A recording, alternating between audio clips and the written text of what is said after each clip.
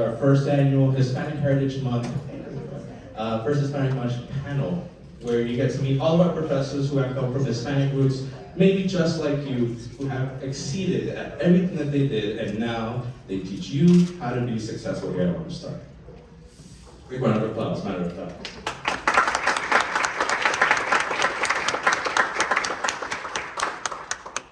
Well, to kind of introduce myself, my name is Jason Molina. Professor Molina here, no relation, but we like to make jokes about it.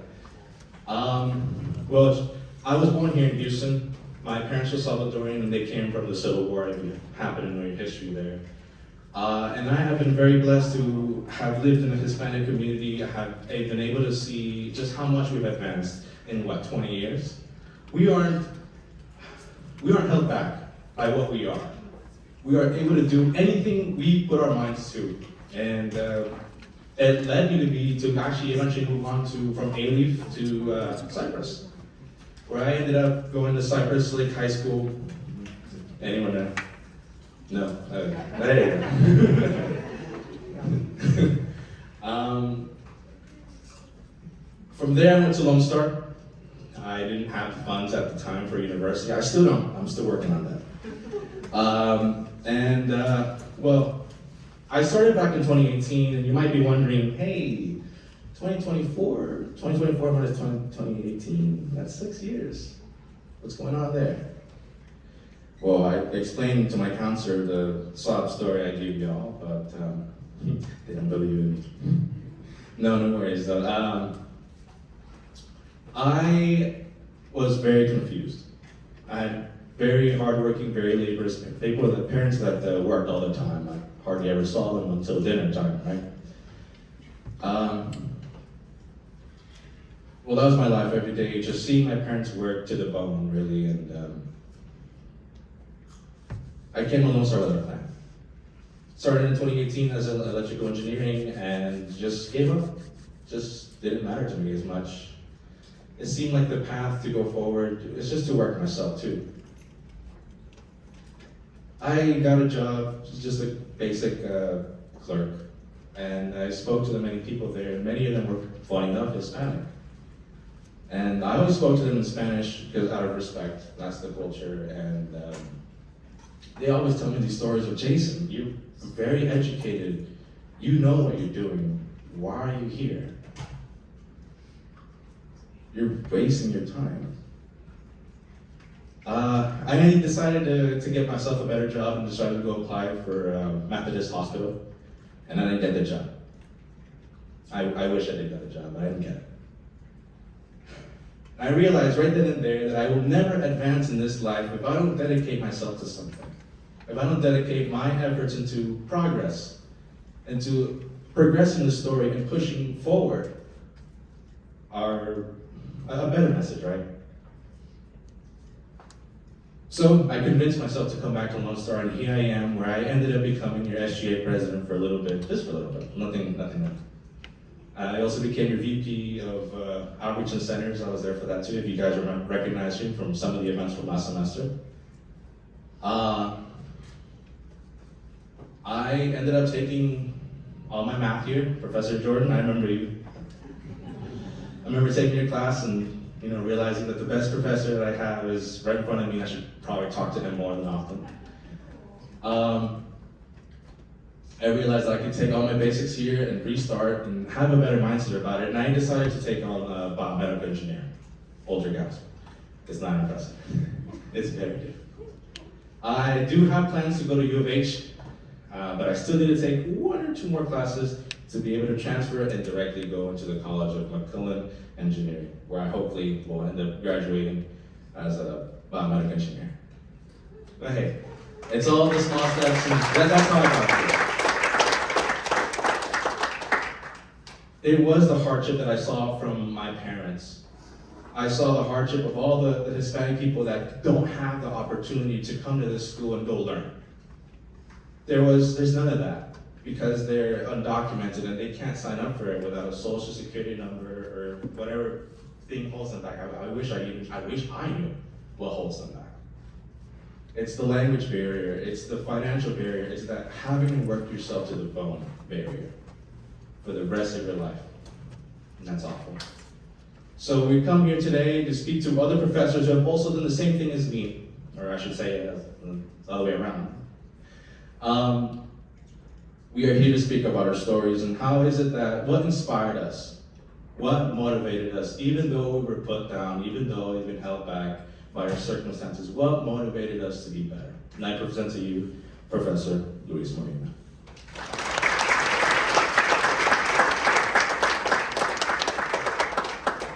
Thank you, Jason. I know that I always joke that we're not related, but after getting to know you after a couple semesters, because you took me too, remember? Yes.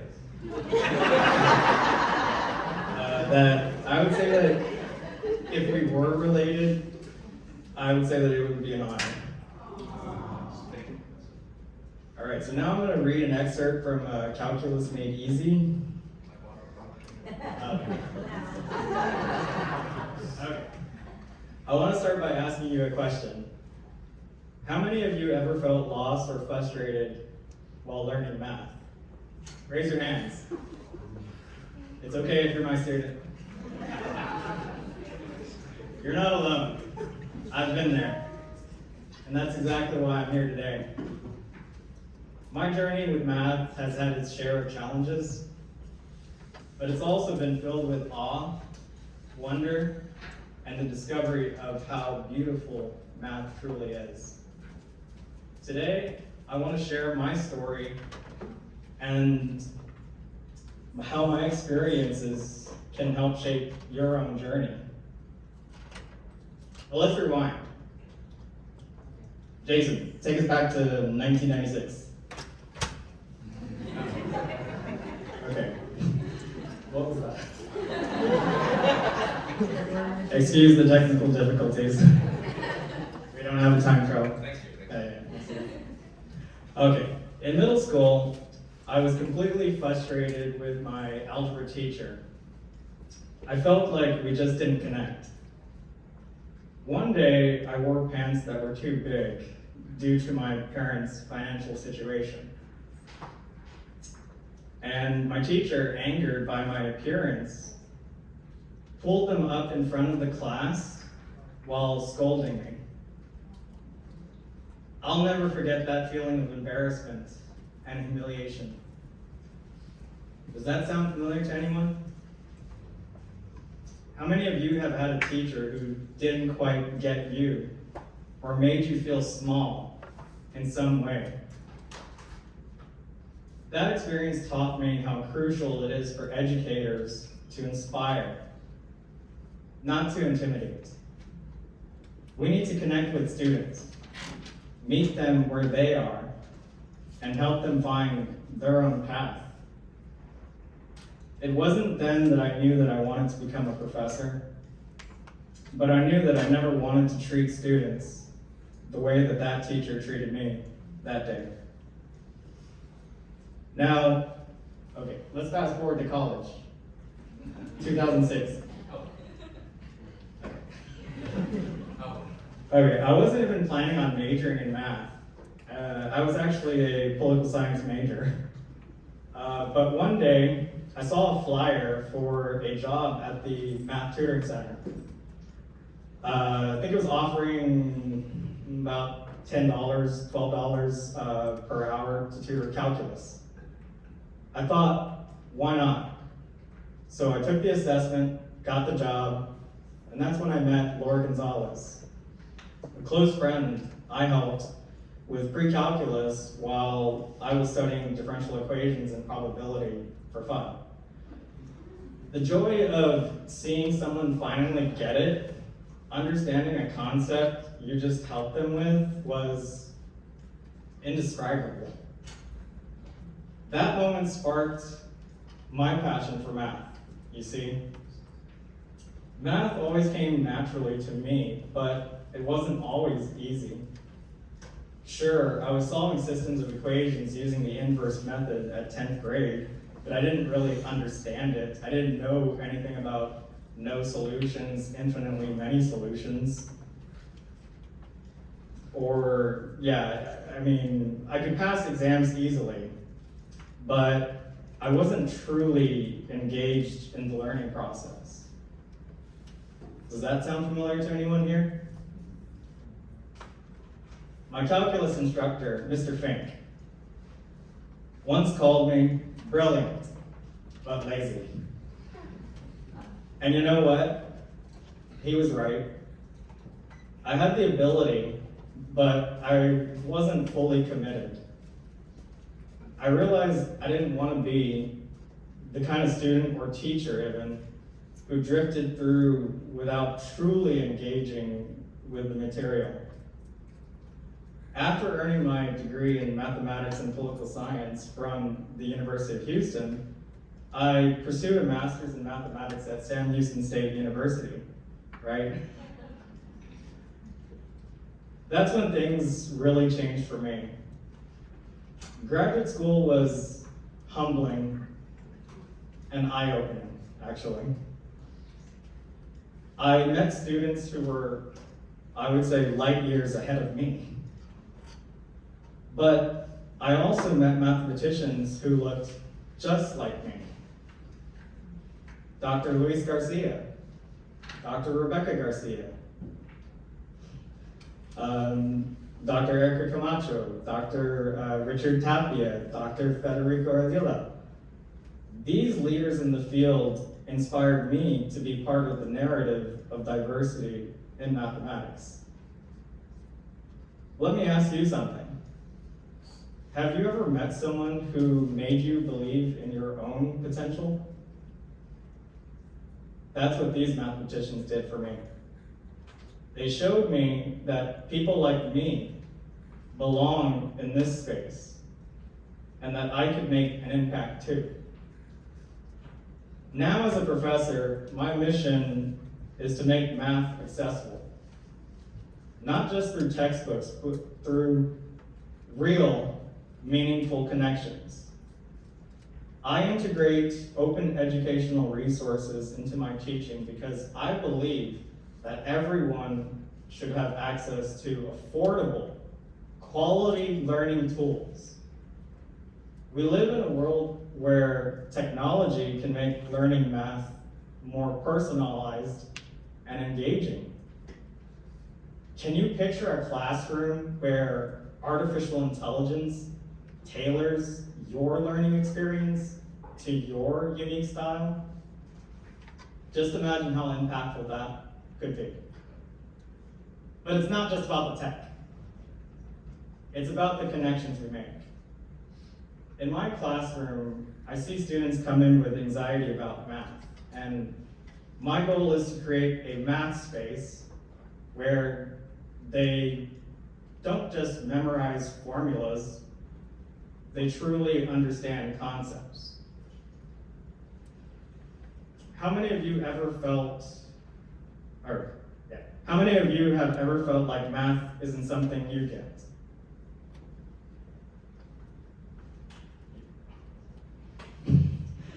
Well, I'm here, and I'd love to change that. I believe every student can succeed in math, and it's my responsibility, my duty, to help you see that. I want you to leave my classroom feeling empowered, not to just solve problems, but to think critically. Think critically. And appreciate the beauty of math as a powerful tool in everyday life. Looking ahead, I'm excited about continuing to grow as an educator. One of my lifelong term goals is to develop an open educational resource for college algebra that's accessible and engaging for everyone. Because I believe that math is for everyone. So what's the takeaway? We all have our struggles, we all face challenges, but remember this, you're not alone in this journey. You have educators who believe in you and who are here to help you find your path. So thank you for your time, and I'm excited to see where your own journey, math, takes you.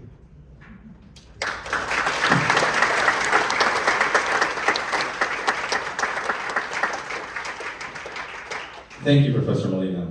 Up next, we have Professor Ursula Zavala. For now is the time.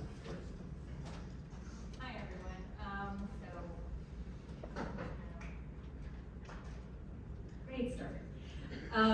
So just to preface this, I'm so nervous today. I'm not good at being in front of people, so naturally I became a teacher. It doesn't make any sense. And I honestly had some struggles with coming up with what to say today, so I'm just going to kind of go through my background a little bit, and any questions are welcome.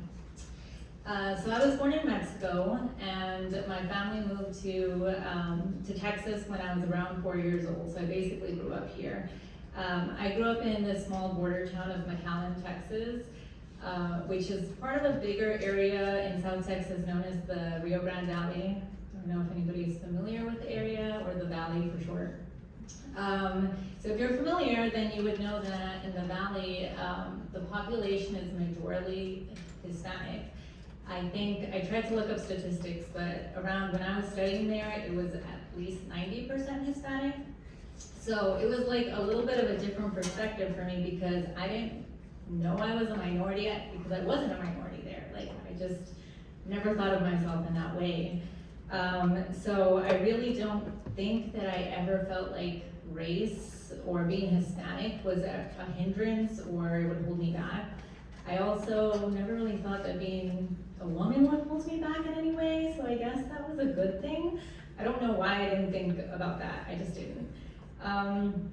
And thinking about my academic career, it was kind of really linear, like just exactly what you would expect. I went from high school to university. I did university in the Valley, then I did my graduate degree, and then I got a job. So it wasn't like a lot of twists and turns to that. But I remember that I was always very into school, just a typical nerd.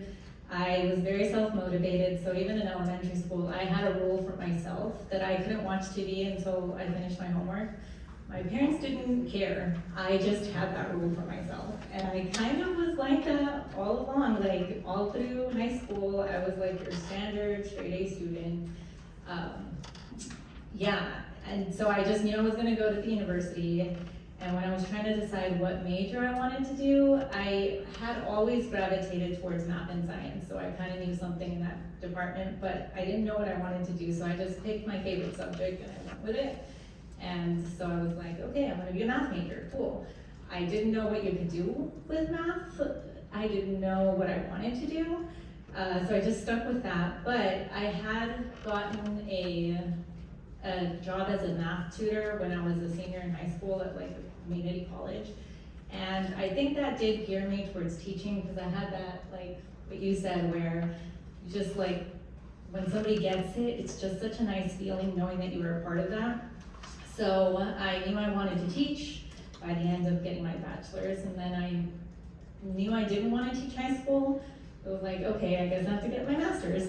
So I applied, and I had done my undergraduate degree in the Valley because I didn't want to leave my family just yet. But I applied at a few schools and ended up going to A&M in College Station. And and that went okay. I was trying to think about like what challenges I had to face and overcome, because that's what you have to say to be inspirational.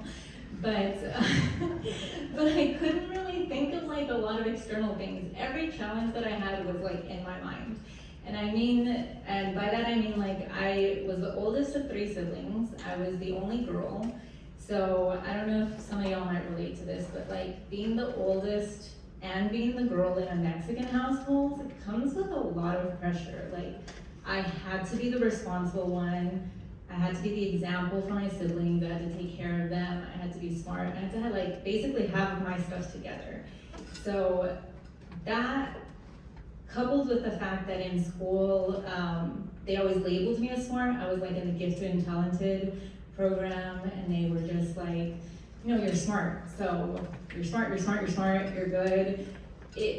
should have maybe given me confidence, but it actually made me really, really insecure. And so I just struggled with like, oh, I'm supposed to be perfect. I felt like I was put on a pedestal by everybody around me, and then I put myself on a pedestal. So it was really hard when I made mistakes or when I wasn't perfect. And then in grad school, I had a very similar experience to you. It was very humbling. It was like all of a sudden I was dumb, like really dumb and very unprepared. And I was like failing tests, and it didn't make any sense to me because I was studying just as much as I always studied. I thought I was good at that, but apparently some of the subjects, abstract math, was just going over my head. I was trying my best, but I think in the long run it kind of made me realize like, okay, one, you're not gonna be perfect, not everything is gonna go well, even if you try hard, things can go off the rails. And two, like now I see when I see my students are really trying and they're still maybe not doing as well as they want to, I'm like, okay, I can at least empathize with that. Like it can be a very frustrating situation. Yeah, so I guess my biggest takeaway from all of that and things that happened in my personal life was just learning to be graceful with myself and be forgiving with myself, like in the same way that I would be forgiving with other people. And I don't know that I have any advice to give you all, but if I could give my younger self advice, I honestly would just say like, relax. There are other things that are more important than school and work, and you want to find a nice little balance with everything. Like, so make time to have fun, make time for yourself, make time for your mental health. I think all of that would have helped me out a lot if I got there sooner. Yeah, I think that's it. Thank you guys.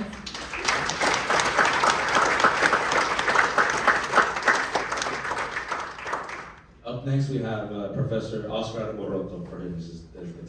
Thank you. Okay, yes. Thank you guys so much. First of all, I have to say this. I feel really honored to be here with this panel of excellent professionals, right? So thank you, Luis, for the invite. Yes.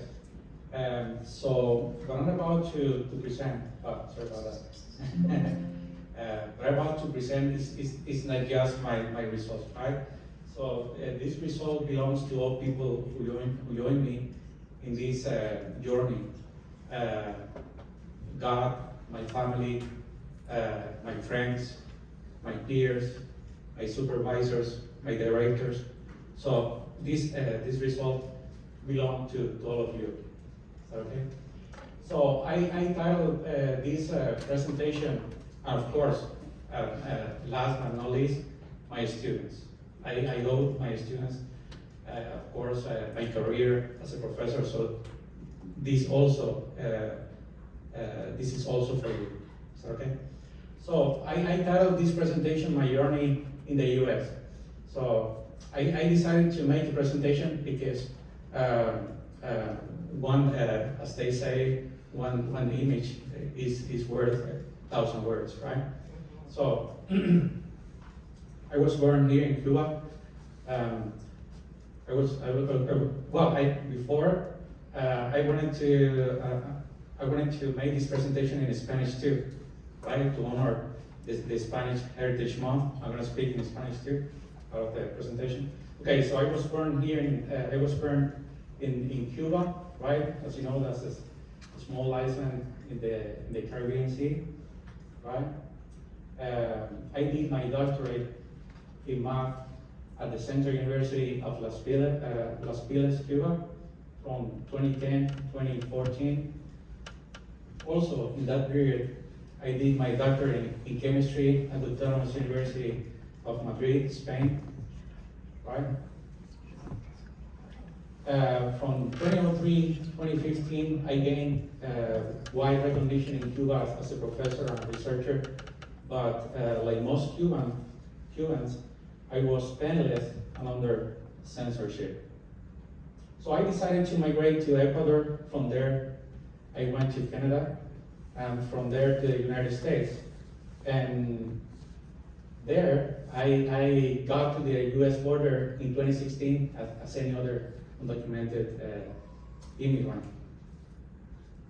Bueno, pues como saben, yo nací en Cuba, ahí hice mi doctorado en matemáticas en la Universidad Central de Las Villas, también de 2010 al 2014. En ese mismo periodo hice mi doctorado en España. En Cuba tenía amplio reconocimiento como profesor e investigador, pero siempre estaba sin un peso en el bolsillo, ¿no? Y también bajo mucha censura. Como saben, Cuba está regida por un régimen autoritario comunista bien fuerte. Entonces decidí emigrar a Ecuador, después a Canadá y a Estados Unidos, y después entré a la frontera como cualquier inmigrante indocumentado. So, I came to the US with many dreams. Beginnings were hard, but I felt very lucky. I always had the support of my family. So this is me working in a construction site from 2016 to 2017. This is me working as a low voltage electrician from 2017 to 2018. Also, I worked as a fire extinguisher technician from 2018 to 2019.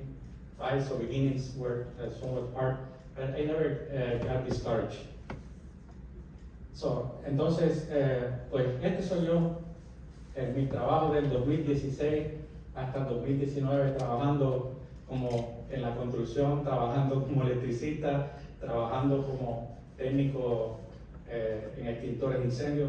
Logré sacar una licencia ahí. So, but every day, I started every day with a very slow computer before going to work. Between 4 a.m. and 7:30 a.m. I started every day, and that's how I managed to evaluate my foreign degree. So things started to change. I attended job fairs hosted by the Lone Star College. I used to go to college between 2018 and 2019. I taught math as an agent at Lone Star College here on ACC between 2019 and 2022. And I earned a visiting assistant professor position at Houston Community College between 2021 and 2022. So in this period, I attended many certification programs and courses. So, entonces, nada, que antes de irme al trabajo, estudiaba todos los días por la madrugada bien tempranito. Imagínense el esfuerzo que tuve que hacer para eso. Ahí fui a ferias de trabajo patrocinadas por Lone Star College y YouTube Community College. Enseñé desde el 2019 hasta el 2022 como adjunto aquí en esta institución y en el Houston Community College. Y en este periodo también fui a varios cursos de certificación y varios programas de certificación y cursos. So I finally earned a math faculty position at Lone Star College in 2022, one of my American dreams. One of my American dreams came true. Yay!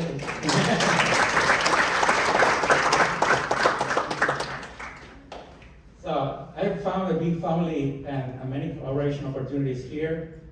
I've worked hard to not disappoint our math department and our institution. And I have regained recognition from my students as before.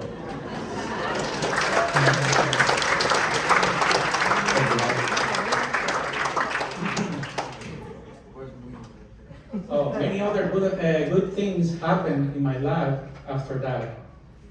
I got legally married in the year in 2022, and this year I earned my U.S. citizenship. Thank you, America. Thank you, guys.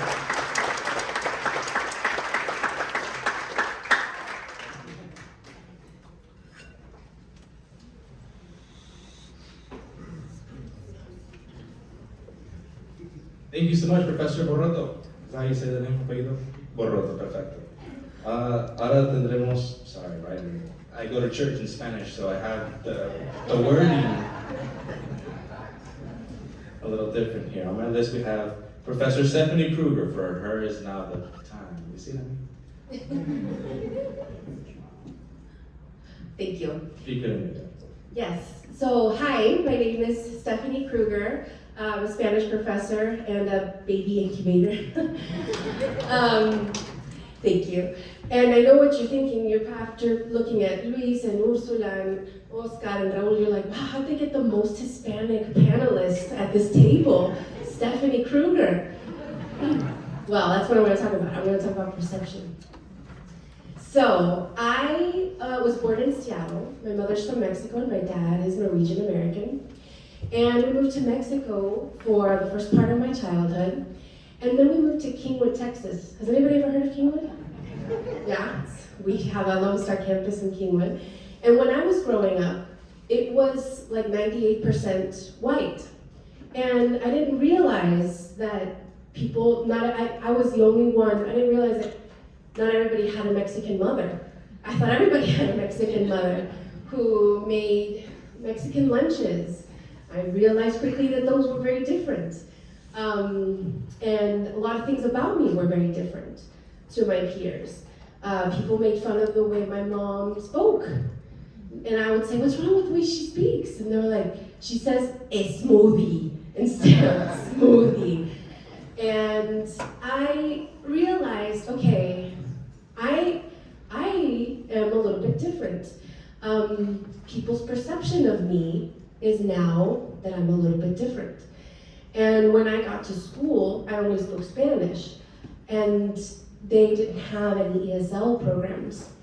So I was put in just regular tutoring. Is anybody Latino or Latina and doesn't speak Spanish? Raise your hand. Yeah, that's okay. No, there's a lot. And you know what? It's not your fault. The system has failed us. Our system fails, our school system fails us.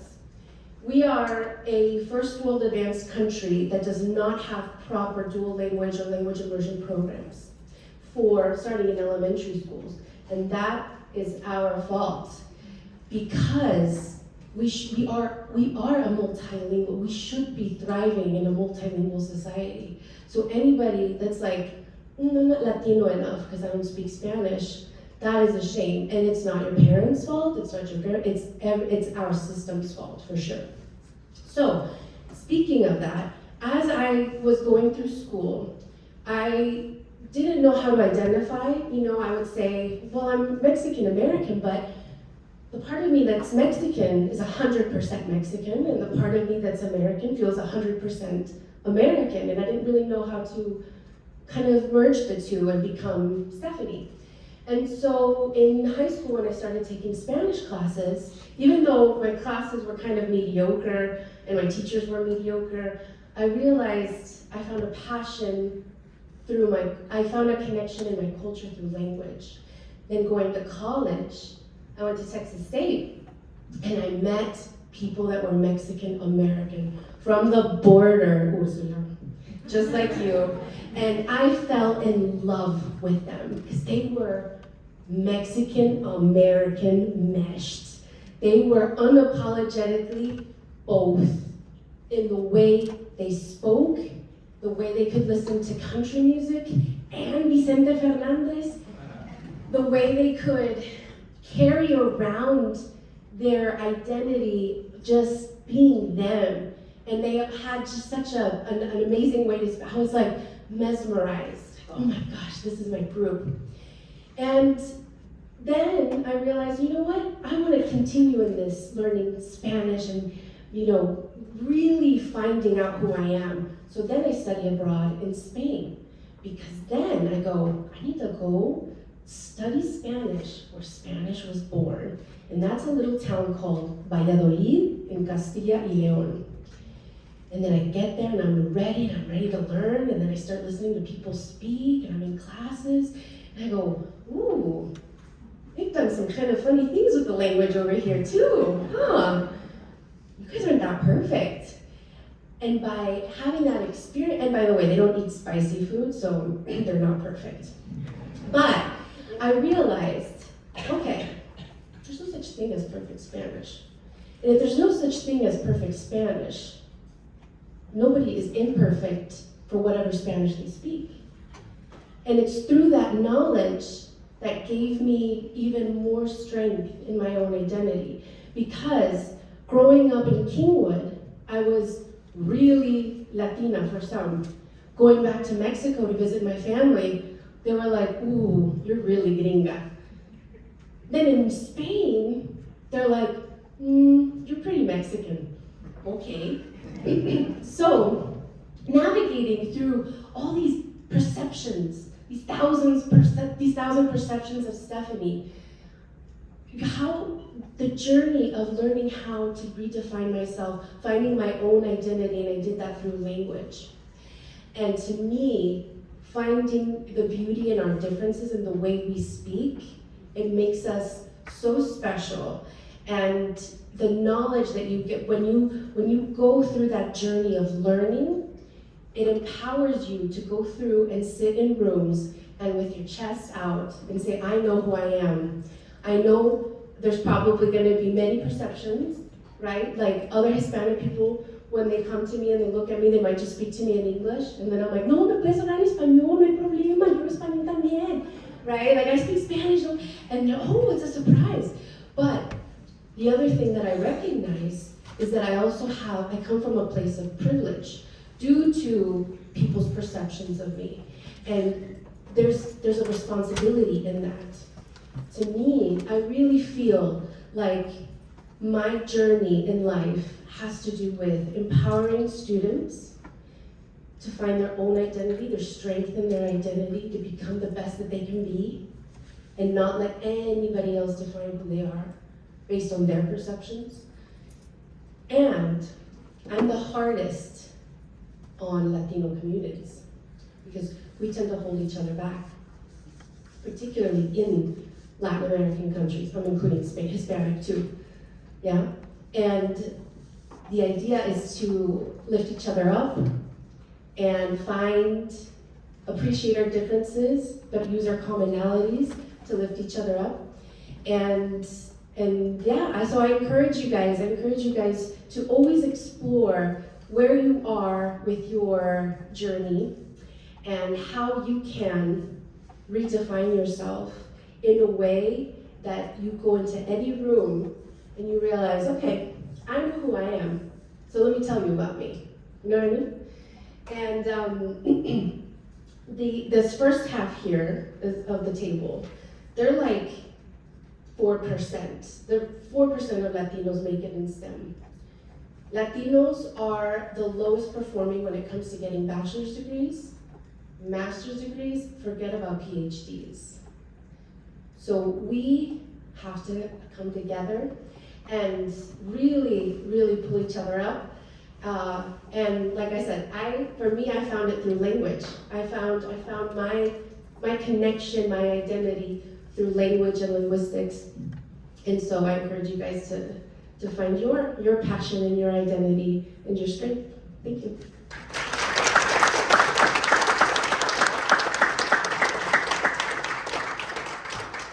Thank you so much, Professor.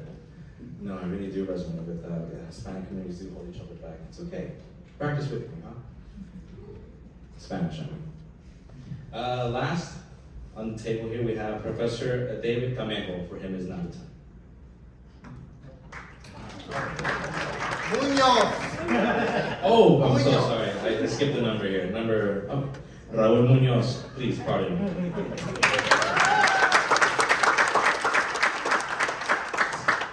So this side of the table is in the liberal arts. So some of you may know that I'm actually a history professor here at Onstar. Hell yeah! So I think that for us in liberal arts, identity kind of finds its way into what we study. So I was born in Mexico, and I came to this country when I was about 4 years old, and I ended up living in El Paso, Texas. Now, nobody in my family had gone to college, and there was no expectation for me to go to college, but I think that growing up in a community that both included immigrants and Mexican Americans, I could see that even among Latinos, there tends to be a difference, right? Mexican Americans might say, well, I'm not actually Mexican, whereas Mexicans say these individuals are pochos. So I grew up with that tension. And so I tried to hide my immigrant status as much as I possibly could, and I didn't know exactly how to navigate any of that. And that leads me to getting closer to graduating from high school and what my future would hold. Nobody in my family had gone to college, so there was no expectation for me to go. I used to work at Burger King, and I thought it was a pretty sweet job. To this day, I still think it was the most fun job I've ever had. 16-year-old running the kitchen, what could go wrong? I just assumed that if I became a manager there, it'd be okay. And then when it came to prepping for college, I didn't speak to an advisor. I didn't talk to anybody about it. The SATs came around and I ditched that day. I was like, what's the point? I'm not gonna go. And then my friends started getting letters of acceptance to big schools. They were gonna end up going to pretty good schools, Baylor, I mean, you name it.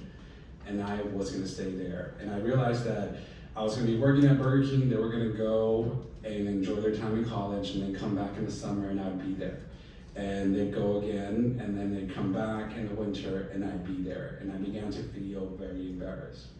So then I don't do this, but I lied to my mother. I said, Mom, I think you should let me go to San Antonio to go to school there, to a community college. And my mom was confused about this. She was like, well, you can go to the community college here. Why do you have to go to San Antonio? And I did lie. I said, it's a better school. I didn't know that, but I also didn't want to tell my mom that I felt embarrassed about the situation that I found myself in. And she eventually did let me go to San Antonio, and I started attending Alamo colleges there, which turned out to be a better community college community than the one that I would have ended up in. When I went there, I was in San Antonio and it was now time to become a college student. I drove to the local college by myself and I sat in that car for about 15 minutes, kind of like, what do I do now?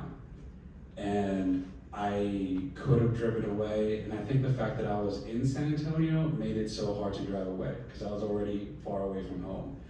So I walked in through the doors and sure enough, it was like a storm, right? Come over here, we're over here, over here. Before you know it, I was a college student, just like that. And there was the staff that made it all happen. There was still a lot of paperwork that needed to get done, but I was a college student officially. And I was like, wow, that was pretty easy. So I am very thankful that individuals dedicate their life to making sure that our students are registered and that the process is as easy as possible. But now is the hard part. Didn't have to take any remedials, which I thought was a victory. I was like, yeah, straight, like, I'm a good student. And then they signed me up for college algebra. And I showed up to my class, and I will say that as good as Alamo is, they're not as good as us, because they don't have Molina, they don't have an Oscar, they don't have an Ursula, they don't have a Jordan, they don't have... The professor started that class by running a math problem on the board, and when he got to the middle, I was like, I'm done. And I remember thinking like, what am I doing here? So it was kind of a moment where I was just like, I just came all the way to San Antonio and I don't know what I'm gonna do. So it was rough. I mean, it was rough. I spent a lot of time at the tutoring center. I must have spent more time at the tutoring center than any other class together. So it was kind of difficult. And then one day I do remember that I was sitting in class and I saw somebody walk down the hall, and it was a student from my old high school. And I was like, what are the odds? So then I knew Carlos, and but we weren't friends in high school. But immediately when you gravitate towards somebody else, like that's your community, that's your people. So then eventually Carlos and I decided to move in together. Now the problem was that we didn't know anybody in San Antonio, right? So we'd go to school, we'd come back, study, go to work, come back, study, go to school, come back, study. We called that era, some of my students know. Anybody know what we called it? The Great Depression. It was the Great Depression. So we called that era the Great Depression, where all we did was go to school. Now, I had initially become an accounting major, because I assumed that that's what's gonna make you money. And I dreaded my college algebra class, but I loved my history class. Like, the professor would be like, read this, and then these are suggested reading. I'd be reading the suggested reading just so I wouldn't have to do math.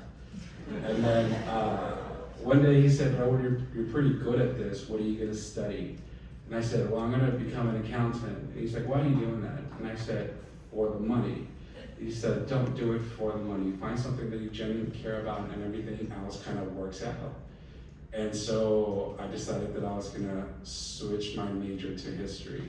But then I had to call mom and tell her that I was gonna now be a historian. My mom was like, how are you gonna feed yourself? But I liked it. So then I remember my college experience began to change dramatically. I had at one point enrolled in business calculus and I dropped that thing so fast when I switched my major.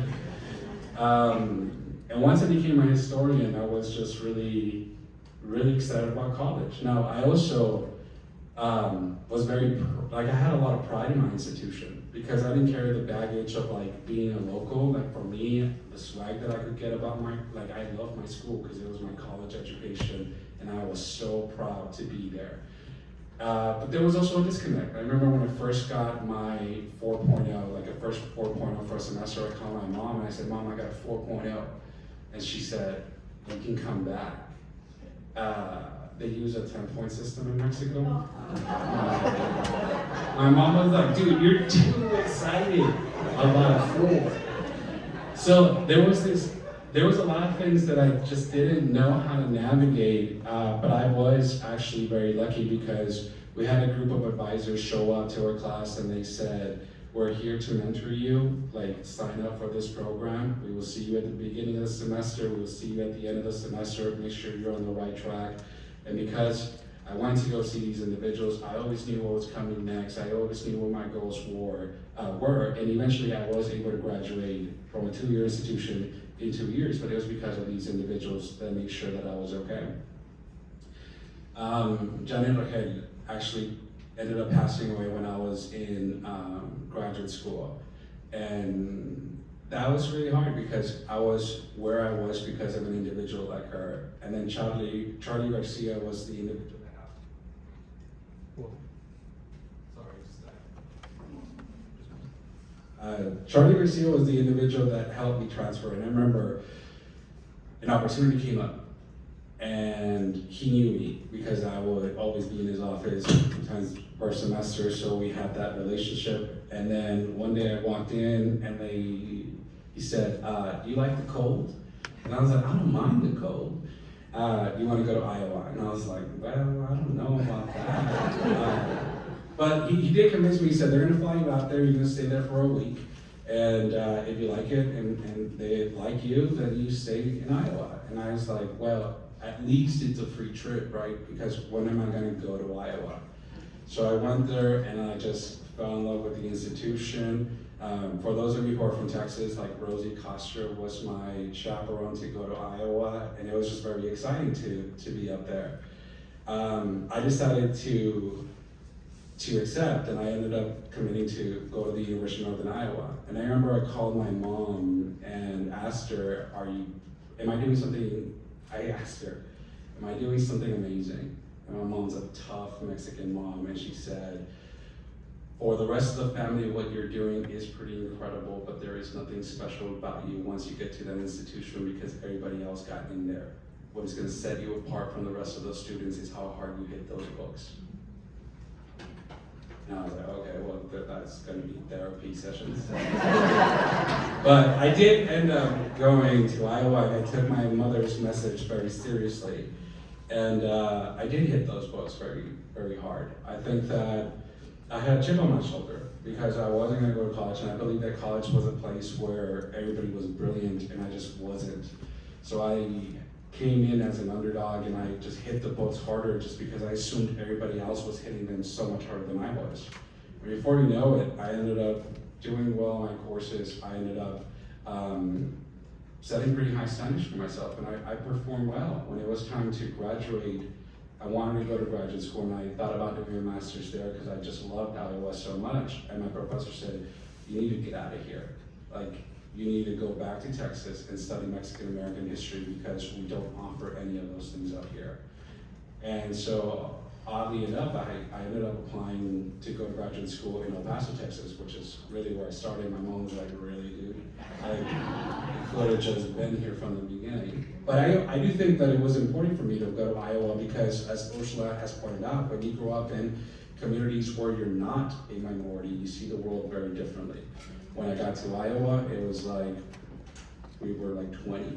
And so then we stuck together, and even those who were like Mexican American, Tejano, I don't speak Spanish, they came to the realization that they too were kind of like perceived as Mexican. And so we created these bonds that allowed us to connect deeper with our roots. I applied into a PhD program when I was an undergraduate student and eventually got accepted. And the first time I taught at a university was at UTEP when I was 25 years old. I tell that story because I think that there are three messages here. For the students who feel out of place, find those professors and those mentors who are going to help you navigate this experience. For those of you who are dedicating your life to helping our students, know that your effort changes lives. And for those professors who are here with us today, know that the words that come out of your mouth and the encouragements that you give your students will make a fundamental difference. And it doesn't cost you anything to just encourage and encourage and encourage, because you never know how fundamentally vital that is for student excellence and success. And that's my story.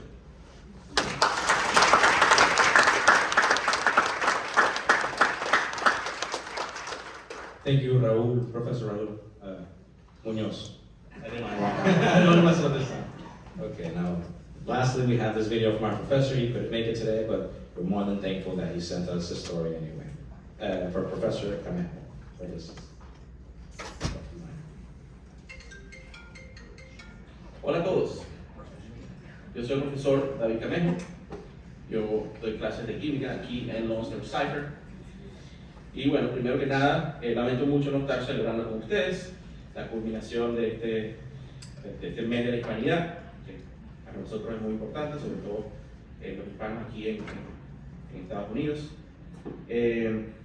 A ver, yo me gradué como licenciado en química pura, en Venezuela. Ahí es donde yo nací, me crié.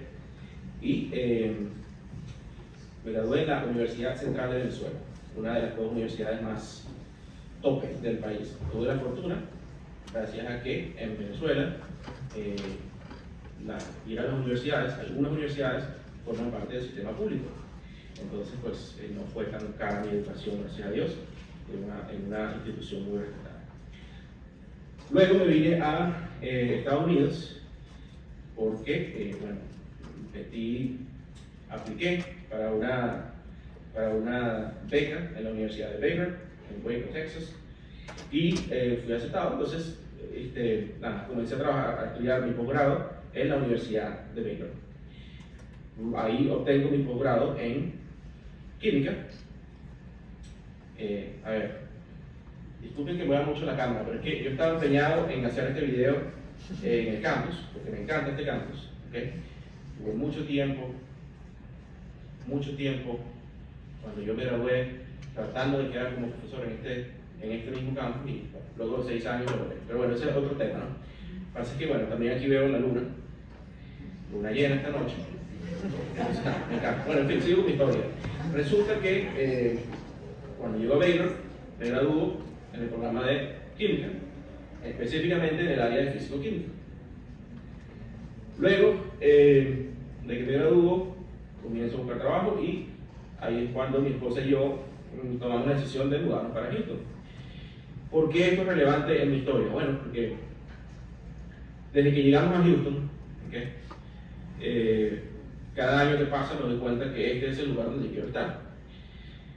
Esta es una ciudad donde hay muchas culturas, todas en la misma ciudad. Y sinceramente, yo no quisiera que mi hija viviera o creciera en un sitio diferente a ese. ¿Por qué? Bueno, en Venezuela hubo un tiempo donde las cosas estaban mejor que lo que están hoy en día, y Venezuela se convirtió en un lugar donde recibía a muchas personas de muchos países que tenían otros problemas en otros países. Y resulta que Venezuela es la cultura venezolana tiene un poquito de todo, ¿okay? Perdón, tiene un poquito de todo. Entonces, me encantó crecer, para mí me nutrió mucho como persona crecer con personas de otras nacionalidades, de otro tipo de cultura, de otras latitudes. Para mí eso es importantísimo. Y resulta que aquí en Houston consigo lo mismo. Y la verdad no quisiera, como decía, no quisiera que mi hija, tengo una hija de 4 añitos, no quisiera que ella creciera en un sitio distinto al que yo crecí, salvando las diferencias, ¿no? ¿Por qué les digo esto? Bueno, porque mi recomendación, bueno, a ver, un poco la importancia, ¿no? De ondear tu bandera por donde vayas, ¿no? Así sea que seas de padres latinos,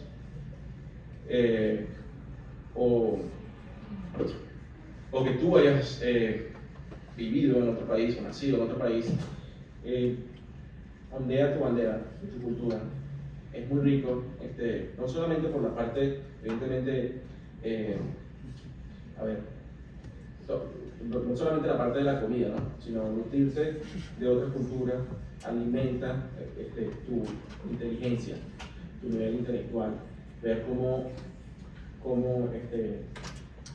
las otras personas en otras culturas piensan o razonan o actúan en ciertas circunstancias. Eso a la final, a largo plazo, ayuda mucho a futuro, bien sean conexiones laborales o simplemente aprender a cómo solucionar algún problema, donde nutre mucho. Entonces, vive tu cultura con orgullo, ¿okay? Porque es importante para todos, ¿okay? Para todos. Esa es mi recomendación para todos. Llevo mucho rato hablando ya.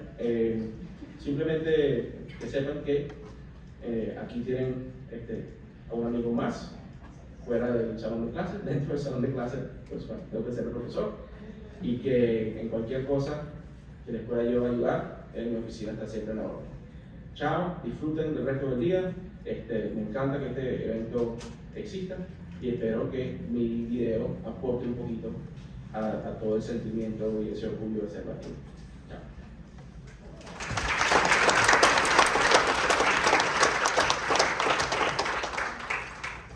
In many of our stories tonight, or evening, my apologies, in some of our circumstances, we have found that education is an afterthought until necessity strikes.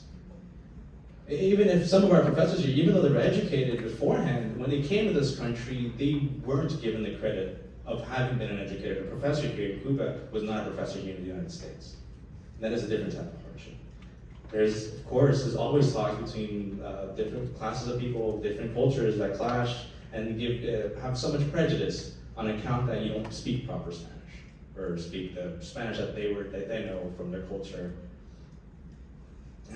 Some of the other conflicts that we've been looking at too is needing families' approval to make your life happen. I can't read my handwriting. Needing families' approval to make it in the life that you want to have for yourself. That's a big problem. Your family expects you to go ahead and go work. Hey, we have bills to pay. Don't worry about that school stuff. Does that resonate with anybody? Happened to me. That's why I'm back to school.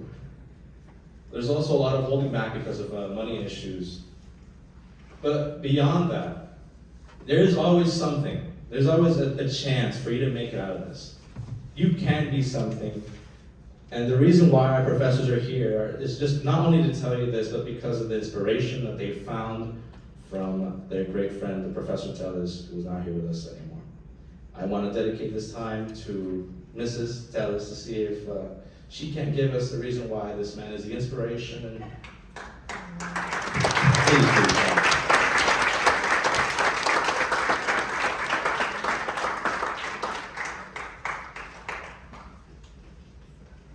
Just bear with me, please. How many of you knew Professor Tellez took his math classes? So my husband loved working with students. He was a professor in New Mexico State, Doña Ana Community College. Also, I'm from El Paso. When he was talking, I was like, that's my mother. But John also came from a family of educators. So his mom and his dad instilled education. So just bear with me, I hope I make it through this whole thing. So you knew my husband, John Tejas. He was more than a professor. He was an advocate, a mentor, and perhaps most importantly, a champion of cultural understanding. He believed that education is a bridge, one that connects us across backgrounds, and one that fosters respect for the diversity tapestry of human experiences. As we reflect on his life, let us remember how deeply he respected Hispanic heritage. He celebrated it not just as a month of the calendar, not having his Taco Tuesdays, still loves his tacos, but as a cornerstone of our society, a living, breathing expression of the resilience, creativity, and richness of our communities. He would remind me, my son, and his students that our heritage is not just a personal identity, but a collective strength that enriches the lives of everyone around us. In his lecture last year on Hispanic contributions in STEM, John emphasized the past, present, and future, and importance of the use of science, literature, art, and history. He was so excited as he was practicing with me and illustrated the depth of Hispanic culture, urging each one of us to embrace our stories, our voices, and our identities. Through this, he encouraged us to appreciate not only our own heritage, but also actively engage with the diverse stories of others. In every lecture, he aimed to inspire, to provoke thought, to challenge our assumptions, and to encourage us to ask those difficult questions, not just in mathematics.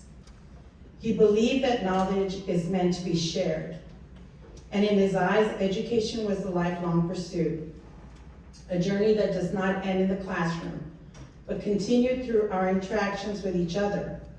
He often said to me that every student brought a unique perspective, and he learned a lot from his students, a part of their heritage that deserved to be honored and celebrated. As we carry forward his teachings, let us also carry forward his passion for inclusivity and understanding. John was never just a professor. He was a beacon of hope and embodied of love for his students. From the moment he stepped into the classroom, you could feel his warmth, his passion, and his unwavering commitment to each and one of you. He believed in your potential even when you might not have seen it for yourself. He answered every text, every email, and I was the one that'd be like, you're home, you need to put that away. But he would say, no, they need me and I need to be there for them. He was known for taking the time to listen, to counsel, and to uplift his students. He was a mentor who opened doors not only academically, but also gave opportunities for their own personal growth and self-discovery. As we stand at the crossroad and his remembrance during this Hispanic Heritage Month, let us reflect on the lessons my husband, Professor Tejas, imparted. He taught not only me, but everyone that honor comes from understanding and that we must uplift each other in our quest for knowledge and identity. Let us be inspired by his example to continue fostering a culture of respect, empathy, and celebration of diversity within our academic community and beyond. So now, as we move forward with his memory, I urge each of you to take a piece of Professor Tejas with you. Allow his passion for equity and inclusion to guide your interactions with your peers, with your families, with your studies, and your contribution to society. Engage with one another, celebrate all your differences, and advocate for voices that may not always be heard. Remember that education, I'm also an educator, but I work with high school, so I'll work on my part to make sure these professors don't get students. But I encourage you all to honor him by continuing his legacy. This month, as we dive into the rich narratives of Hispanic heritage, let us do so with the same spirit of love, respect, and curiosity with which he approached life.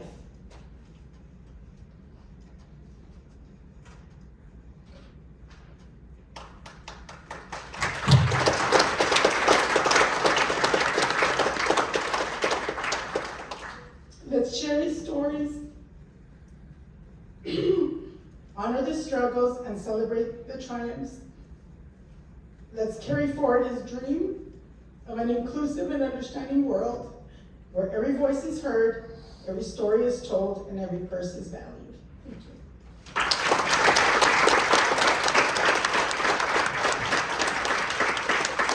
The man behind the installation. Thank you so much for your participation and your attention. We want to thank our professors for showing up today and giving their presentations. If you haven't signed up yet or signed in, please do sign in now. This is the time for discussions. Below the sign in, there's a QR code where you can ask your questions, so please, we'll take some time right now to ask our questions. Thank you.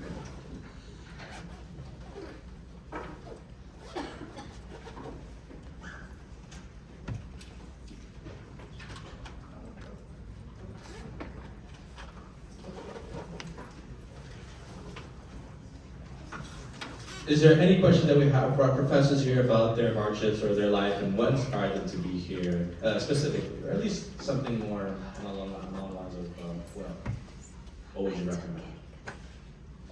Sure. I'm sorry, I think like a name the practice so that's Molina.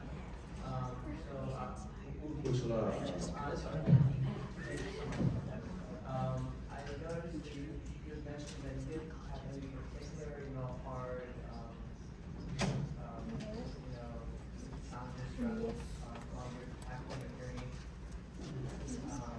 And I guess when that's what people will highlight to you, what were things that maybe that made you better, like any hobbies or overall qualities who you are, or maybe that you take up that made your academic journey easier, better, or more successful? Sorry, that's mouthful, I'm sorry.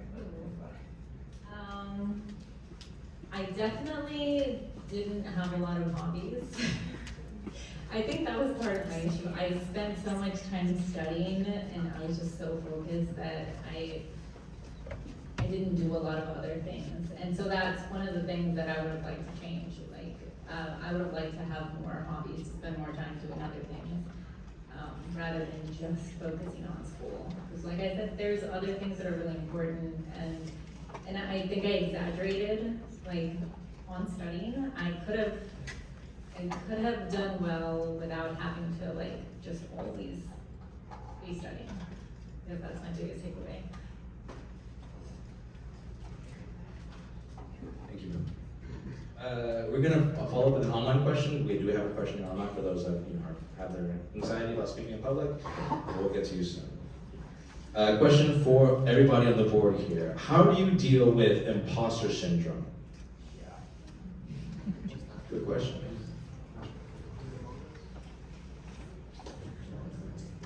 Okay, so I'll admit I actually had this recently.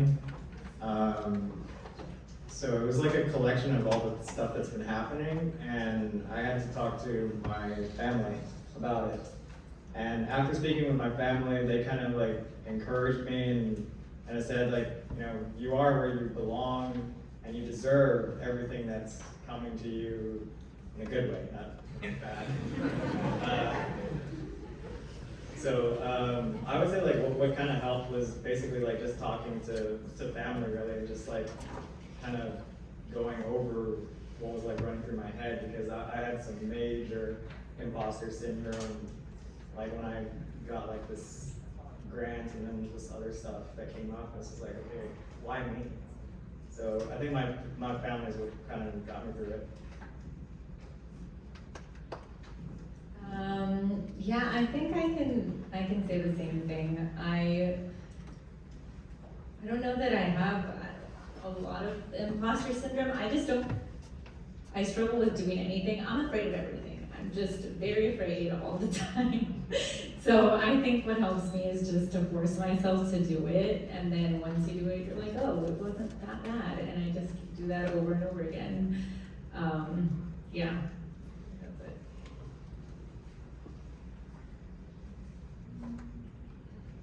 So getting to know, one of the things that I always tell my students to do, I'm like, are you planning on traveling and studying abroad? And a lot of them are like, do it. do it. You need to travel, you need to get to know other cultures, you need to get to know other people, because that's how you realize, oh wow, we're all just people, and we're all flawed, we all have great things, and we all are kind of, struggling sometimes in these walks of life. But by growing your compassion as a human being, you're also able to see other human beings as just human beings, and that helps your own security as well, because you go, nobody's perfect, I'm not perfect, but hey, let's go get a pizza. You know what I mean? So. This one is really hard. I did mention that I taught at the university when I was 25 for the first time. What I didn't tell you is that I thought you lectured in class the way you do a research presentation, which is to read your paper. And I remember 15 minutes into my first lecture, a student raised their hand, and I was like, yes, questions. And then they were like, are you reading? Because if so, you just email us the notes and we'll read it from home. And I remember thinking like, oh, just suck it through and push it through. And I did. I remember I tossed all my notes and I had to re-prep lectures as I was going on the summer course. So it was lecture, go home, prep lecture, go home, like lecture, go home. Like it was just a really vicious cycle for my first experience. Now I tell you this because imposter syndrome is something you carry with you as you go. And my experience has been that the only way you get over it is to challenge yourself consistently, because you are going to experience obstacles, but as you build victories and as you're moving forward, you begin to look at your record and say, I do deserve these things. I am doing these things, and there is value in that. I think that for me, it was really hard because getting started can be difficult, but just invest the time and put yourself out there. And not everything's gonna work out when you first try it, but as you're building those victories, you can look at your accomplishments and say, I did earn this. And that is a beautiful thing when you can look at what you've accomplished and understand that you put in the work for that. So I will say that, yeah, I mean, we all carry it, but it's a process and it comes in waves, and just keep building that resume. Am I allowed to answer the question too? Well, I'm not really anyone special. I was just at the right time, at the right place to speak to Professor Molina, and he asked, hey, I remember you. Do you mind helping me with this event I'm planning? And I said, yes. I'm having imposter syndrome now. I have nothing really to hide. What script did I read today? I didn't. What I depended on was the fact that I used all of my achievements from being, well, initially, I started as a president for the political science club. And I thought, you raise your hand and, you go through the motions. Or someone was gonna hold my hand, I really thought they would. I wasn't ready for that. And I wasn't as best of a president that I could have been, but I know that the opportunities were there.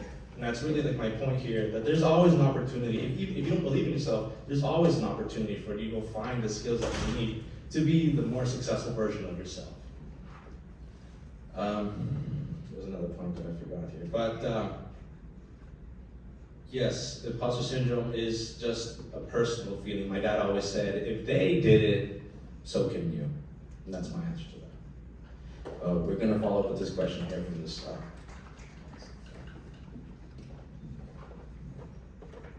Thank you, professors, for such an insightful session. My question would be from the professor sitting in the middle. You mentioned in your presentation that you were an undocumented immigrant for some time. We hear many things about all of the hardships they go through. What is your first-hand experience? Because you said that you were a very esteemed professor back in your country, Venezuela, I presume? Cuba, yeah. So you were an esteemed professor there. You made a name there in maths, and you came here, and you had to start from the bottom, right? You had to do many other kinds of jobs. How did you grow out of that, and what did you learn out of that, those challenges? and what was your first-hand experience? To anyone who faces similar situations as an undocumented immigrant, what would you tell them? And yeah. Well, honestly, I got to the Canada-U.S. border as an undocumented immigrant, but there I got parole, right? So actually, I didn't enter the U.S. illegally. I had a parole, which is like a special permission, right? And so I was fortunate. I mean, maybe you don't know this, but we Cubans are very fortunate in this country. In those times, we were protected by certain laws, right? That allowed us to enter this great country with a parole, and then we could get the work permission and the residence in a short period of time. I know that other immigrants are not that lucky, but anyway, I was used to work hard since I was in Cuba. I was born in a family of farmers, right? So my childhood till I was like about 23 years old, I used to work in the farm, you know, to work hard and study at the same time. So starting from let's say from zero was not a problem for me, because I was used to do all those kind of jobs, you know. In Cuba, if you want to survive in my country, you need to be tough, you know. You need to be willing to do about everything, you know. Picture this. I mean, when I got my salary, well, the only thing I could do with my salary was to buy 2 bags of food, and that's it, you know. I had to do many other things, to sell things, you know, to work many other things to survive, and also at the same time to teach, you know, to do research. So life in those countries is not hard. That prepares you somehow to face those initial stages here in the U.S. So my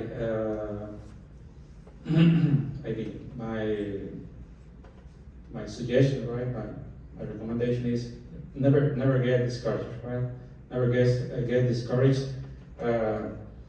Trust in yourself, right? Trust in yourself. You are a warrior. Believe in your potentials, and at the end of the day, you're going to succeed one way or the other. Well, if you are undocumented, you still have many other possibilities to succeed in this great country. I mean, I know people, many people here in Houston believe without documents, they build successful businesses, and they bought their houses. So there is a lot of even though you don't have documents, you can build a successful career here. Of course, it's more difficult when you don't have those documents, right? But still, you can have a very good life in this great country.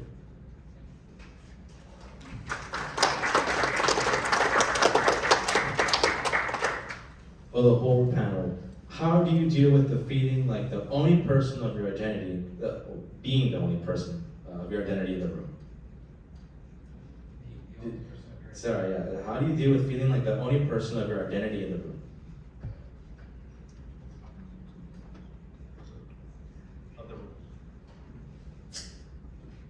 I'm an expert on this. No, it does matter.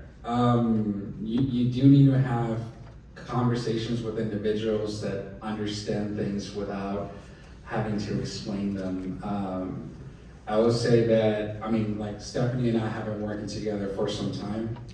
And I thought it was funny that she did her presentation about, you know, how sometimes she is not really viewed as Mexican. There's nobody that intimidates me as much as Stephanie and her Spanish. And even though I was born in Mexico, like, she rose up and I'm just like, don't talk to me in Spanish, because that is what she does professionally, and she just makes me look very, very silly. But I think it does matter. You gravitate towards individuals, and I know that we do want to live in a society where none of that matters. But the truth is that those things still matter. And so trying to navigate experiences where you are the only one in the room can be difficult. It is possible, but it is difficult. It becomes easier to kind of let things just kind of slide for the sake of living to fight another day. When I was in Iowa, and you know, he apologized to me when I was, after I finished talking about how he didn't say my name, or he used a different name. But I've grown not to worry too much about that, because my parents blessed me with the name Raúl Muñoz, with all symbols that are not used in the English language. So it's been difficult when I was in Iowa, and when I was in Iowa and I'd order food, I'd have to use the name Robert, just because if I was like, Raúl, what? Raúl, what? And so you make these compromises slowly but surely as a way to accommodate to the group that you are in, because it almost feels easier to accommodate to the majority than to have the majority accommodate to you. But those little sacrifices that you make are costly. They chip away little by little, and eventually over time they get to be a heavy burden.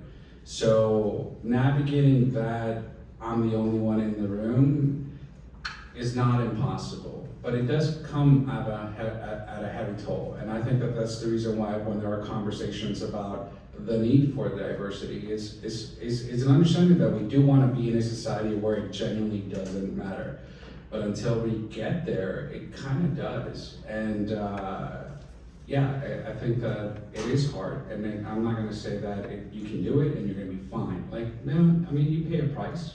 But hopefully you end up in a position where people understand what you're talking about, and that you can have conversations, or you can make the bonds with colleagues that understand what you are going through, and that you don't have to explain everything.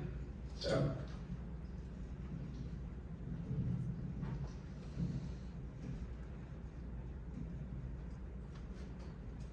Thank you so much, Professor. Do we have any questions in the public here that they want to have, or they want to ask for our panelists? Perfect. For Professor Ursula, what abilities helped you on your academic journey?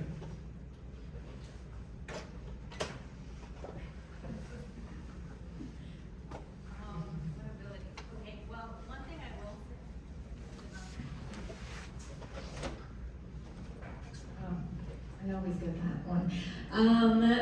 What abilities, what was the question again? What abilities helped me? What abilities helped you on your academic journey?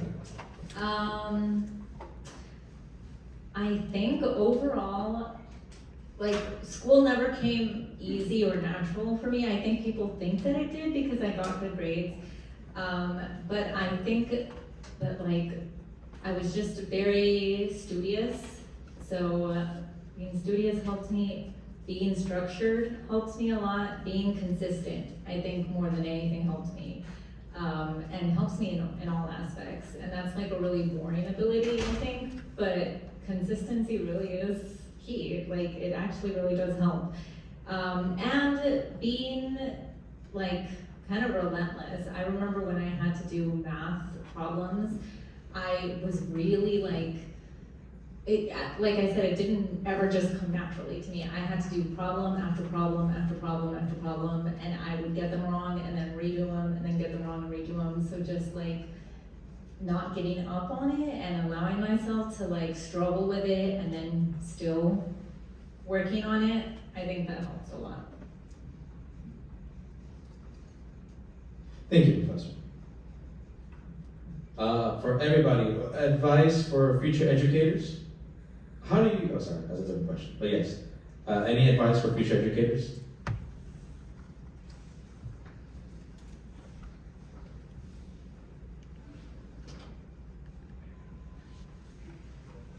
What's the question?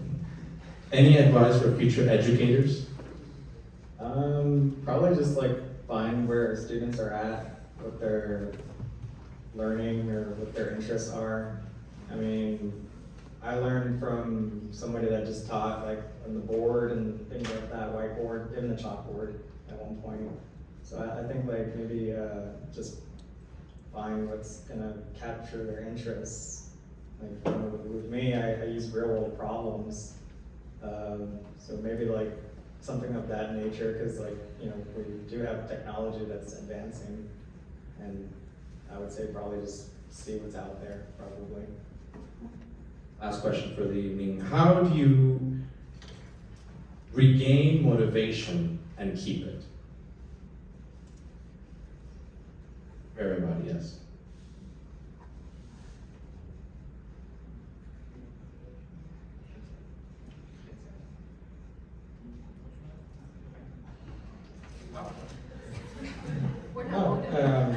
We're still looking. Yeah, well, I wanted to talk about those advices, right, for educators. Be patient, right? Be to be an educator, to be very patient, you need to be empathic, right? You need to be very knowledgeable. Mostly when you need to explain a very complex content, that's when you need to be really knowledgeable to make things really easy, really understandable. So those are my advice, right? Be patient, very knowledgeable. Try to put yourself in the shoes of the other person. That your student is not a number, it's not a statistic. It's a person like you, right?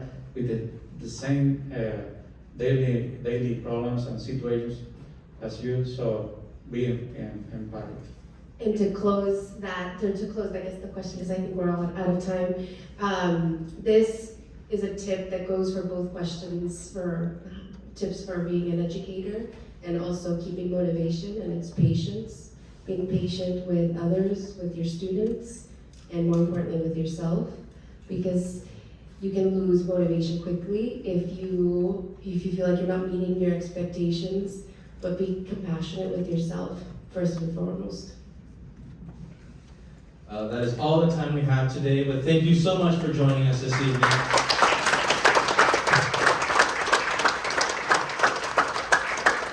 I will ask that if you are looking for extra food, please help yourself. There's a whole bunch of it, please, to take it.